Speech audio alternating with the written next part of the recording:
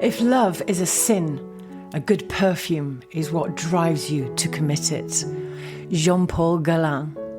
Bonjour and welcome to another episode of Scentcast. I'm Melanie Jane and today we're going to be talking about perfume notes, top, heart and base notes. As a musician has scales, a perfumer has fragrance notes that can be arranged to create a unique harmony. And these notes in fragrances are classified as top, heart, and base notes. Now, you'll hear people calling the mid notes or heart notes. They're the same. I prefer to call them heart because to me, the heart notes are the actual heart of the perfume. It's what gives a fragrance character.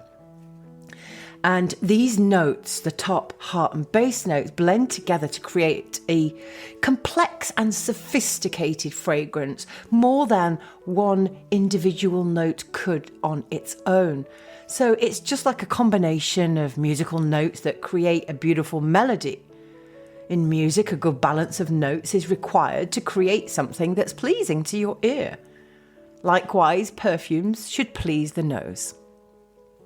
Now, most commercially successful fragrances contain all three of these, the top, heart and base notes, but it's this balance that you must get right when making perfumes.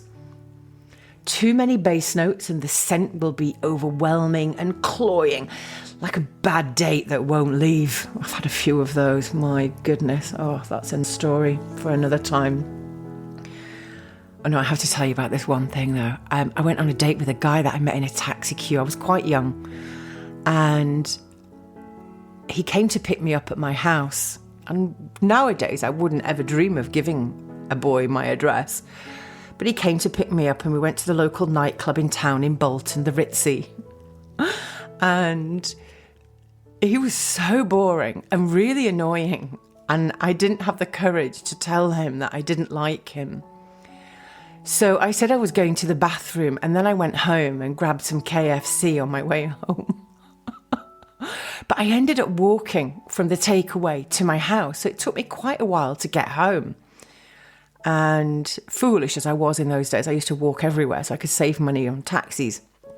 And by the time I got home, my sister was up and she said to me, "Melanie, where have you been?" I said, "I've been walking home." She said, "That man that came to pick you up came to the house at 2:00 in the morning, banging on the door and shouting up at the window, 'Marina, Marina, I know you're in there. Why did you leave me in the nightclub?'" And the funny thing is that I obviously didn't make that much of an impression because he couldn't remember my name because he was calling me Marina. My sister opened the bedroom window and shouted down, "My boyfriend's in the bedroom and he's going to come down and beat the shit out of you if you don't leave right now." So anyway, he left and needless to say, I never saw him again. But anyway, let's go back to the notes. So if you have too many top notes in a fragrance, it will be too fickle and fleeting, like a one-night stand. I'm not even going to go there. But you need to build a long-lasting marriage within the ingredients and let the scent of a fragrance seduce you. So too many top notes is not going to last very long. One of my favourite heart to top notes is ylang ylang. And although it's a stunning scent alone and people in the commerce wear this fragrance, they just wear the essential oil by itself because it's quite complex in its own right. But it actually doesn't last very long on your skin. So if you have a perfume with just too many top notes, it's not going to last very long and it's not going to be complex and it's not going to have any character if you don't have any heart notes.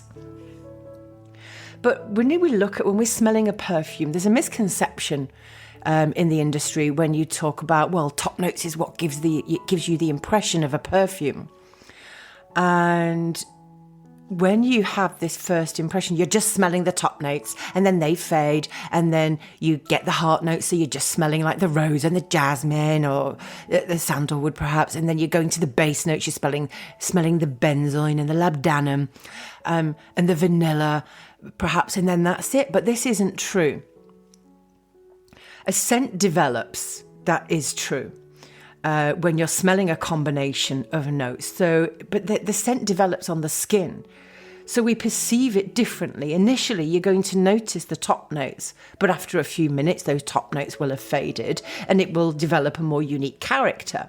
And the overall aroma will have deepened because of the heart and base notes. I'm sure that you've experienced a time when you've tried a particular perfume on your wrists and exclaimed your immediate love for it, only for it to become obnoxious and irritating later in the day. Even sometimes you might wake up in the middle of the night with this thing still on your skin and you're like, oh my God, what was I thinking? But yet maybe you've also smelt a perfume and you've had no interest in it. Or you've thought, yeah, it's a little bit blah. But then hours later, it's seduced you and you can't get enough. So this is why when you are choosing a perfume, you need to give yourself time to let those heart notes and base notes and to let that fragrance develop and seduce you. One of my favourite quotes by Olivia Creed is, just like men, perfume is never perfect right away. You have to let it seduce you.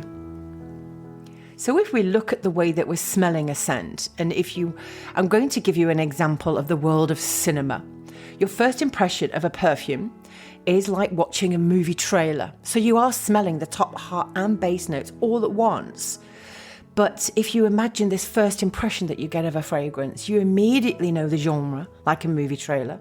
You know the style, and you know the starring actors and even the supporting actors. You get a gist of what the film is about in a matter of seconds. And this is when you decide whether you want to watch the entire movie or not. Now, I've watched some trailers and thought, oh my God, this is going to be a fantastic movie. And then you watch the movie and you're like, oh, well, they just put all the best bits into the trailer. That's happened, hasn't it? Or I've watched trailers where I'm like, oh my God, that looks like a shocking movie. It looks so boring. And then I've watched the movie and I've gone, my God, they could have done a better trailer because I would have watched it years ago had I have known it was this good. So it's a little bit like that with a fragrance. And when you are smelling a fragrance for the first time, your first experience of it initially, you're introduced to a glimpse of what's in store with that fragrance. But give that perfume time. The lighter notes gradually dissipate, allowing the heavier notes to surface and tell their story, as it were, their scent story. Ultimately, this scent is going to develop into something expected. Perhaps it's not as enticing as the prelude led you to believe, or it exceeds your expectations and leaves you wanting more.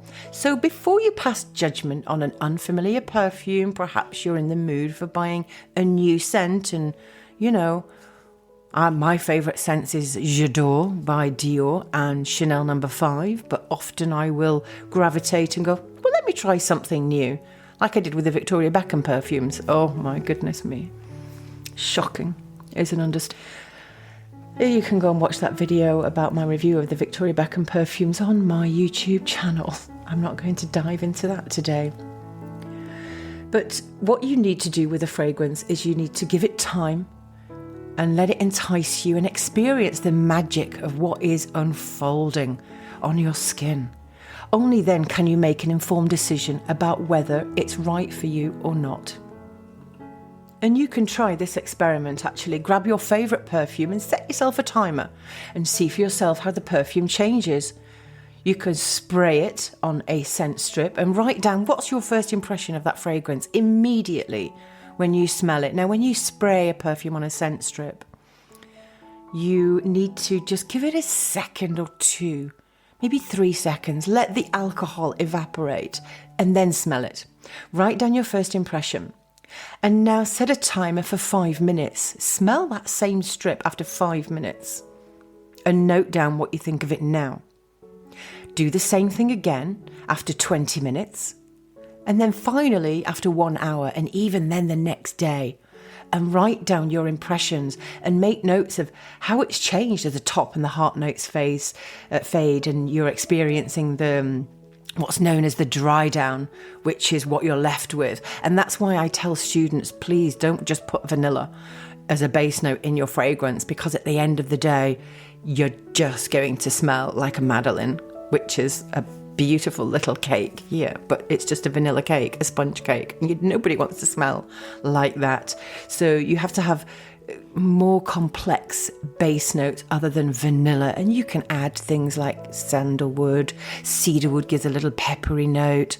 You can add benzoin and labdanum, which will really act as fixatives and make sure that the fragrance lasts long, but then you're getting that ambery smell. And also, because of your body chemistry, it's now going to smell different on your skin than it will on the scent strip. So if you're fine with wearing perfume on the skin, I'm not. Particularly, I don't like wearing fragrance on my skin for personal reasons. And that will be a whole other subject. I like to spray it onto my clothes as long as it's not silk. And I like to spray it onto my hair as well. And I'm becoming a fan of hair perfume. And I'm waiting for Chanel No. 5 to launch it, because they only launch their hair perfume seasonally. So I'm waiting for that. And I think that might be out in time for my birthday in March, if anyone wants to send me. But let's have a look at top notes. What is a top note? A top note is flirty and fleeting. They don't stay the course. It's a little like lightning in a thunderstorm. They're there one moment and gone the next.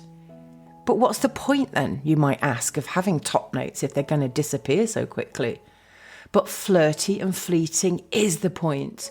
Just as lightning adds illumination and excitement to an otherwise dark and doom-filled sky, top notes add a fizzy champagne pop-like element that excites you, but not for too long.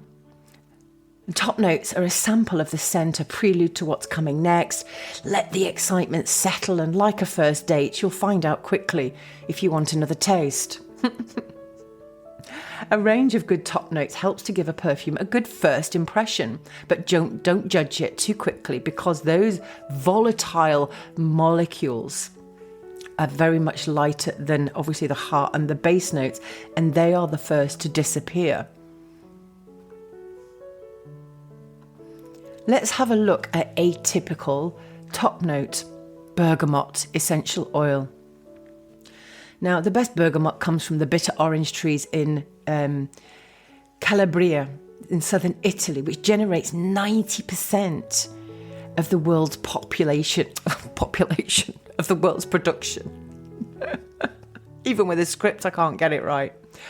But yet, can you believe this? 90% of bergamot essential oil comes from Calabria in southern Italy. And it's essential for a cologne fragrance. And it is the most widely used fragrance in perfumery, bar none. But, word of caution, the oil is notoriously phototoxic. Sounds scary, I know, the word toxic, but it just means it causes skin sensitivity when exposed to sunlight because of a component called bergantine. And the maximum safe use is 0.5%, meaning if you have 100 ml body oil, you can only use half a ml of bergamot in this body oil. So you need to be really careful. And I remember in one of my very first live classes I did, before I started teaching perfumery live, I started teaching aromatherapy, and I had a wonderful class full of fabulous students showing them all of this wonderful skincare that they can make and how to make and incorporate fragrances into the skincare. And one of the students from Italy said, "Oh my God," when I started talking about the bergamot, she said, "You know, years ago, I went to the Mediterranean beach and I put a few drops of bergamot into my sunscreen because I wanted to get a good tan. And what happened? Her body started to blister and burn, and she had serious burns on her skin. So you need to be really careful. And because of this issue, a lot of the bergamot in perfumery is actually synthetic. You'll quite rarely find natural bergamot, but you can get the bergantine free oil. So when you look, it might see BF version, bergantine free, and that is what you will use if you want to put it into your perfume, to err on the side of caution. But in cheaper fragrances, cheaper commercial fragrances, you'll notice that you probably will have synthetic bergamot in that. In fact, I spoke to a perfumer in France a couple of years ago, and he's like, why? Why would we use the natural when there's so many issues with it? Of course we use the synthetic. Another favourite quote of mine by Edmund Rudnitska, a legendary perfumer. The more we penetrate odours, the more they end up possessing us. They live within us and become an integral part of us. Let's dive into heart notes now. Here you're going to discover the genuine character and soul of a fragrance. A perfume's heart notes are like Cinderella at the ball. The mysterious centre of attention that vanishes at midnight, leaving a haunting impression.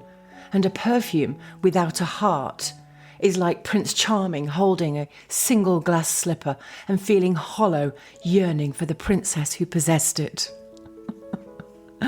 Yes, I do love writing. Now, these heart notes, although you will have smelt them in your first impression of the fragrance, they will become more apparent now once the top notes have evaporated, because their molecules are heavier than the top notes. And of course, therefore, because the molecules are heavier, they last longer and they play a vital supporting role to the base notes as they develop. Heart notes bridge the gap between the top and the base notes and can even serve as modifiers, which gives your fragrance an interesting twist and helps to make your scent special.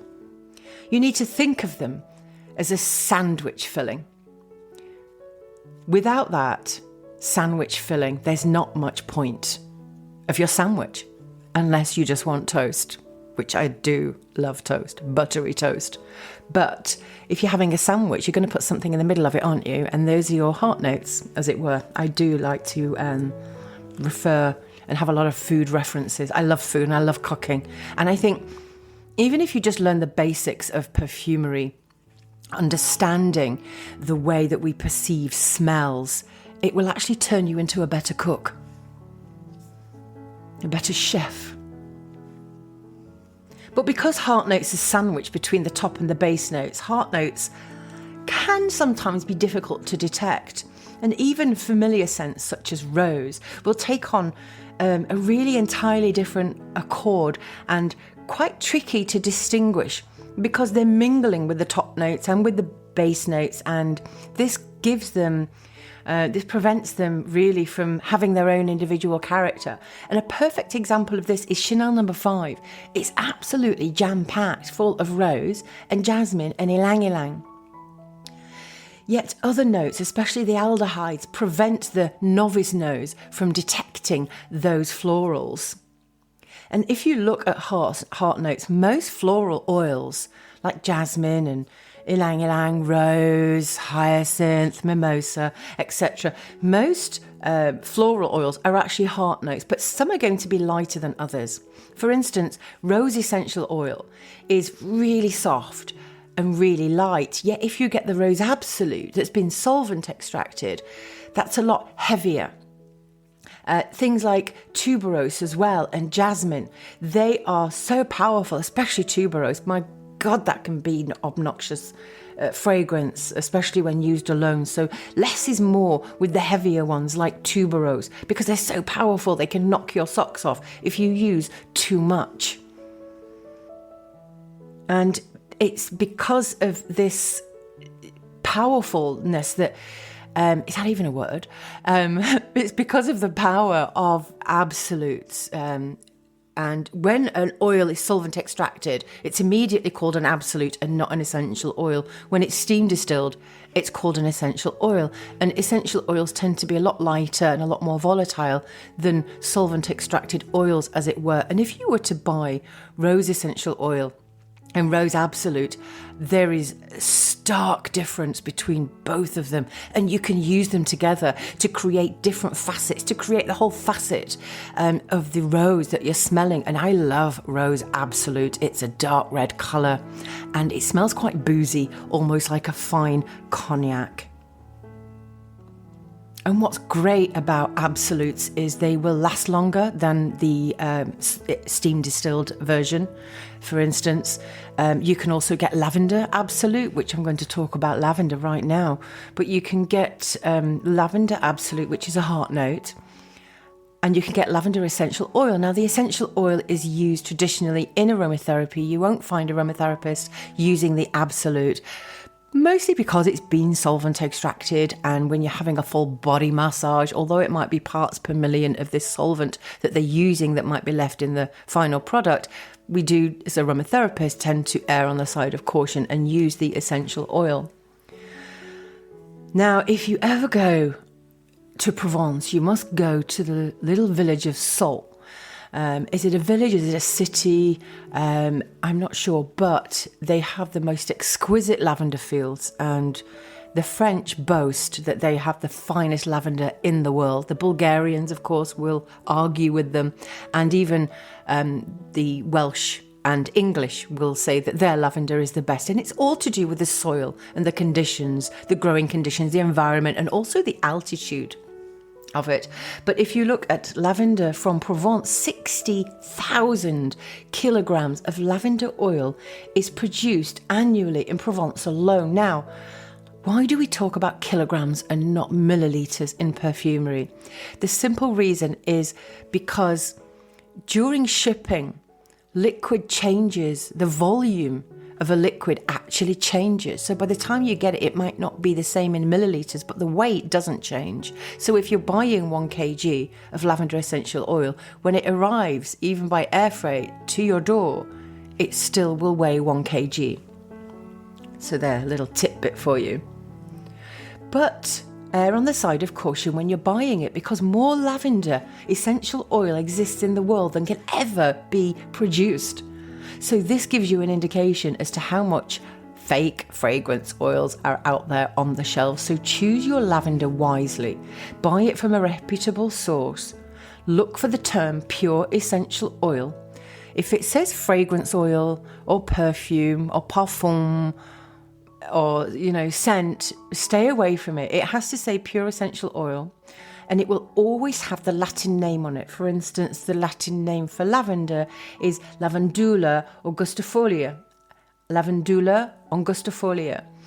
And this will be displayed on the label, so it must have the Latin name. And it will also give you the country of origin. If it's a good essential oil, it should do. So whether it's from England, Bulgaria, France. But there are 3 types of lavender used in perfumery or aromatherapy. So there's a vast variety of species of lavender, but really only 3 main types. The first type is called fine lavender. You will see it called fine lavender or true lavender. And this variety it actually has the least amount of flowers on the stalk. So when you're looking at lavender fields in Provence and you're seeing these really big bushy fields filled with thousands, millions and millions of flowers, a lot of that will actually not be fine lavender. Fine lavender tends to have only 1 stalk, and it has tiny little flowers, obviously, but they're quite sparse. Whereas the lavandin is the ones that you will see mostly in the fields, and they have an abundance of flowers, and they tend to have perhaps 3 stalks growing off 1, if you know what I mean. And this, because of this reason, the oil yield is actually lower in the fine lavender, so therefore the cost is higher. And its relaxing properties is highly popular in the fine or true lavender. And it's actually one of the few essential oils that you can actually use undiluted on your skin. Not for children, not for pregnant women, but you can actually use it diluted on the skin. So the second type I was just talking about, the one that grows in abundance and has an abundance of flowers, this is called lavandin. And this is typically more camphorous than the true lavender. But before we talk about that, I just want to talk about one of the other ones. Now, because lavandin is actually a hybrid. Spike lavender, it's called. And you might see that name, spike lavender. And it's mostly from Spain. It's highly camphorous. It's typically only used for sports massages and a decongestant because it's extremely high in camphor. So for that reason, it should never be used on children or expectant mothers or even people that suffer from epilepsy. But it does have superior healing properties. And if you use spiked lavender in a blend, it can actually help to repair new scar tissue. The chemical components help to actually speed up the healing process. And my husband had a surgery on his neck. He had a couple of his discs removed. They went in through the front of his neck. The scar on his neck, you can see the pictures in my book, and a really, really ugly scar. And we had to wait for about 6 weeks after the surgery before I could start treating it. And I got a recipe out of a chemistry book, which was about essential oil chemistry, and it had a formula that had jojoba oil, hazelnut seed oil to act as carrier oils, equal parts of those, and then 10 drops of helichrysum essential oil, also otherwise known as everlasting or immortelle, and then it had spike lavender essential oil. Just that, 4 ingredients. I applied it to his skin twice a day. And after 1 month of applying this blend twice a day, the scar was almost gone. In fact, it was just kind of blending into the other wrinkles on his neck. But it was just an incredible thing. So that is, I'll just give you the recipe. Okay, so that was 15 mils of hazelnut seed oil, 15 mils of jojoba oil, 10 drops of the helichrysum essential oil, and 20 drops of spike lavender essential oil. Now, please consult your doctor before using this. I'm not a doctor, and this is a disclaimer. And this is not suitable for children or for pregnant women. And consult a medical professional before you use it. But all you need to do is combine all of the oils into an amber glass bottle and apply it to the affected area twice daily. And never, ever, ever apply this blend to broken skin. But the difference this blend made to this new scar was absolutely incredible. So spike lavender is the one that I would use for repairing, let's say, new scars and repairing skin tissue. Now, the other one that I talked about, we'll go back to now, lavandin. Lavandin is actually a hybrid now of the fine lavender and spike lavender. It's a result of cross-pollination. So if you're strapped for cash and you can't really afford, perhaps, or you're on a budget and you don't really want to spend a lot on true lavender or fine lavender, then you can get lavandin. It might even be as much as 5 or 10 times less than the true lavender. But this is very popular in colognes because the cost is lower. So this is a really good alternative to it if you want to use it in a cologne for that reason. But it has a higher camphor content than the lavender. So that's why it's really good for sports massage or even a stuffy nose. If you have a stuffy nose and you don't want to smell peppermint or eucalyptus, lavandin is actually a really good alternative. Plus it'll help to calm your nerves. But avoid use, again, on children and expectant mothers because of the camphor content. And it's important to know that lavender absolute is more of a heart note because of the heavier molecules, because it's an absolute. But it provides a richer, rounder aroma profile. It's almost a turquoise colour. It's a beautiful colour. And again, I would suggest that you buy the essential oil and the absolute of both lavender and compare the aroma profiles. And if you want to put them into a cologne, you could combine the two to get that full-bodiedness lavender fragrance. But the essential oil now of lavender is really more of a top note, depending on your fragrance formulation. But you really have to try the absolute. The tremendous turquoise colour is just, for that reason alone, I love the absolute. As Edmund Rudnitska also said, the beautiful perfume is the one that gives us a shock. Finally, we're going to look at base notes. Base notes are like a faithful long-term relationship or marriage. They stay the course, they leave a lasting impression, and they provide comfort and sustainability.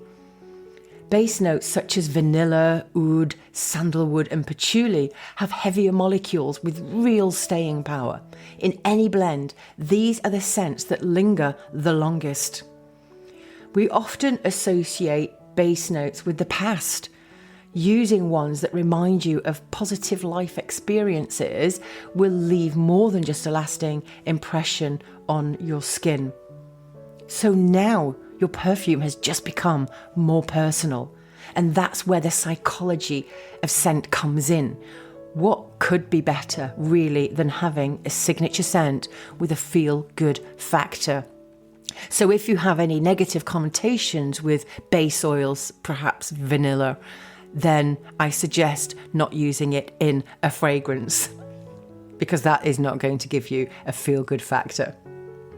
But when you're creating a perfume, as I mentioned before, it's crucial to have a refined blend of base notes. If you only have one, you're going to be left with that one lonely note after the top and the heart notes have dispersed. The blend of base notes will ensure that your scent remains intriguing, complex, and give it that air of sophistication. I mentioned before about vanilla. It's going to be gorgeous. It is gorgeous in a fragrance, and it gives a fragrance a really sexy note. But if that's all you've got in your base, you're going to smell like a cookie, and nobody wants to smell like that. So you could just add something, even just patchouli. If you just add even one more base note like patchouli that has this rich, earthy fragrance, that's a really interesting combination to add patchouli to vanilla, because it adds a bit of edge, a bit of rock and roll to the sweetness and the innocence of vanilla. A bit like a prom queen dating a rock star. I'm going to leave you with notes about sandalwood, which is a base note, and it's a highly prized and very valued aromatic wood that has been used for a variety of purposes throughout history, including in perfumes and cosmetics. And the history of sandalwood dates back thousands of years, and it has actually played an important role in the cultural and economic development of many countries. Sandalwood is native to southern India, where it has been harvested for centuries. And the earliest recorded use of sandalwood actually dates back to the Indus Valley civilization. And this flourished in the Indian subcontinent between 2600 and 1900 BC. It was used for medicinal purposes and also as a popular ingredient in cosmetics and perfumes. Now, when I lived in Dubai, I used to go to the spice souk. It was one of my favourite places to go to. It was colourful, it smelled amazing, it was vibrant and bustling and loads of energy. And you could find literally every spice under the sun. And they used to have sandalwood, and you could buy the sandalwood chips, so the chips from the tree, from the bark. So this is where we get the essential oil from for sandalwood. So it's coming from the wood.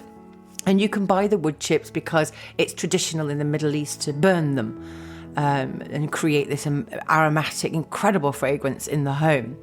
But what they also do, and is very popular in the Middle East and in India, is they grind the sandalwood into a fine powder and then actually mix it with water or with milk or with yogurt and use it as a face mask, because it's said to have lightening properties.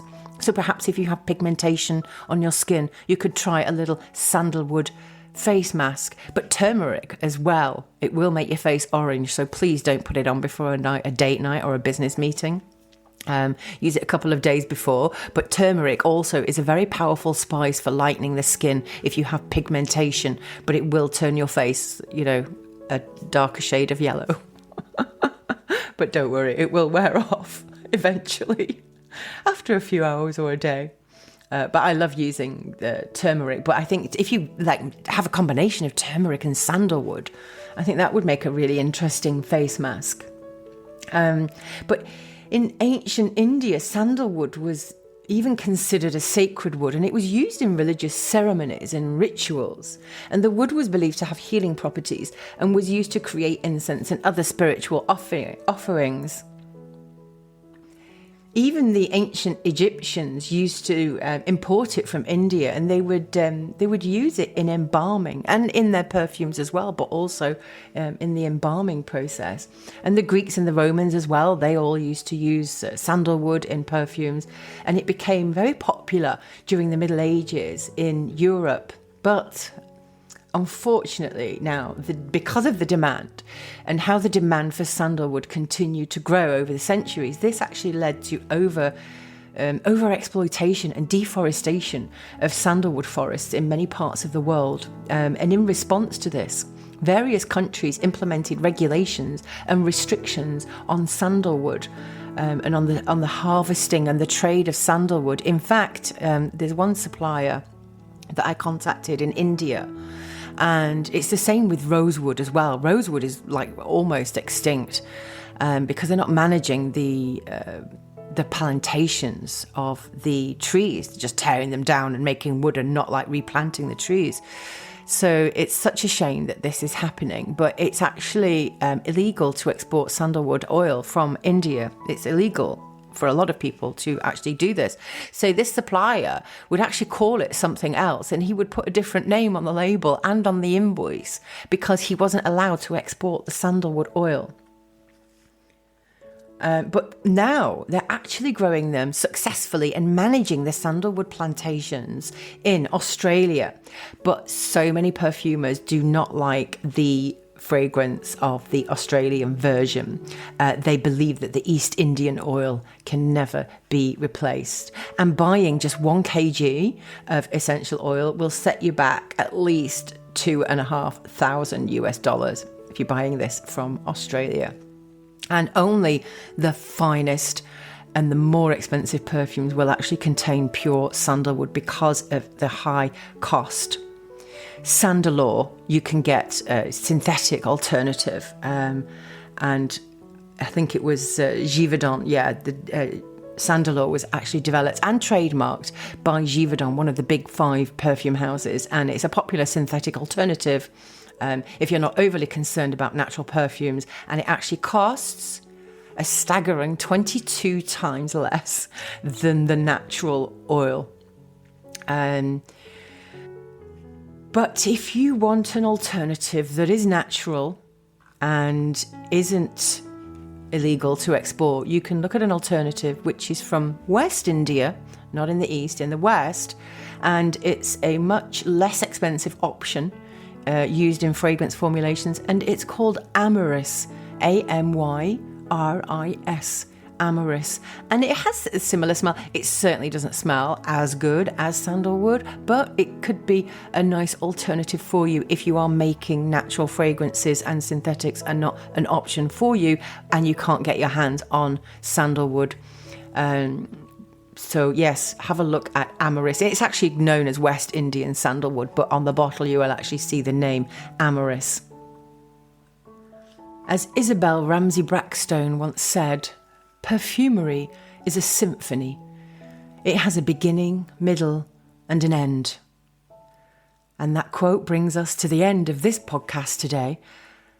I hope that you enjoyed it, and I hope you enjoyed my anecdotes, and I look forward to you listening. I look forward to recording the next episode. I do love talking. What could be better than just talking to myself all the livelong day and then putting it out there for you to listen to? So I hope that you're enjoying it. And if you want me to do some shorter episodes, I am planning that as well. This one did go on for a little bit longer than I expected. I want to go shopping now because my Bluetooth speaker has broken and I would literally die without music. So I'm off to my favourite shop in the city called Action, hoping that they have a Bluetooth speaker in there so I can listen to my music and dance around my kitchen whilst making my chicken curry. Okay, I'll see you next time. Take care and stay fabulous. A bientôt.